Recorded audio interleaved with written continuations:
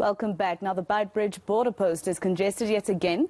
Trucks are taking up to 5 days to be cleared. Yesterday, we looked at the humanitarian plight of drivers. They say their lives are at risk when with some having been robbed while waiting. Today, ENCA reporter Nkosazana is trying to get to the root of the problem, and she joins us now live from Beitbridge. Nkosazana, good morning.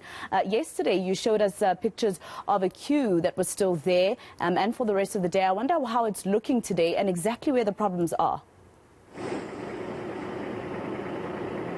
Well, Masejo, you can imagine being stuck in this queue for up to 2 weeks with no place to sleep or to shower. How frustrating that can be.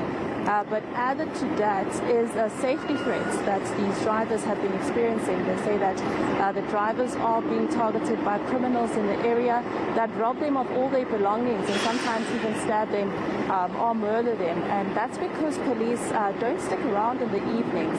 They are knock off at a certain time in the afternoon. But also, Masejo, another concern that has been raised here is that some of these tankers behind me, although they are empty, they still do contain some gas.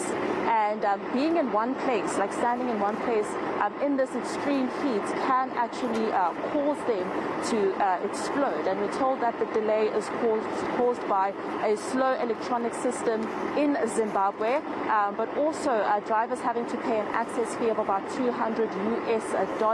But I'm also told by the drivers that there's construction that's happening across the border in Zimbabwe that's delaying also this entire process. But in terms of the traffic flow, Masejo, we are seeing a different picture. Just behind me, this lane that is used by trucks coming from Zimbabwe into South Africa has been cleared on the N1.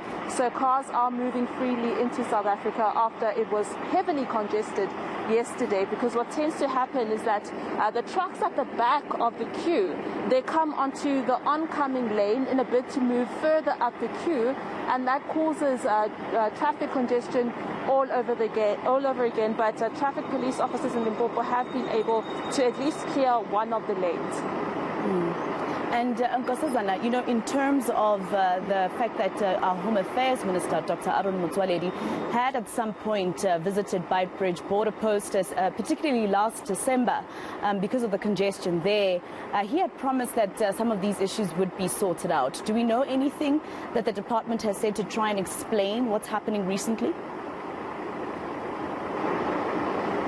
Well, we haven't heard an update at all from the Department of Home Affairs in terms of how they are going to deal with this chaos. But I will tell you that the drivers have been pleading to us as media workers to call on the South African government to reach out to their counterparts in Zimbabwe to discuss ways to deal with this chaos and to intervene swiftly, because this is a humanitarian crisis that is bubbling here, Masejo. All right, Nkosazana, let's leave it there for now while you find out more details. Thank you very much.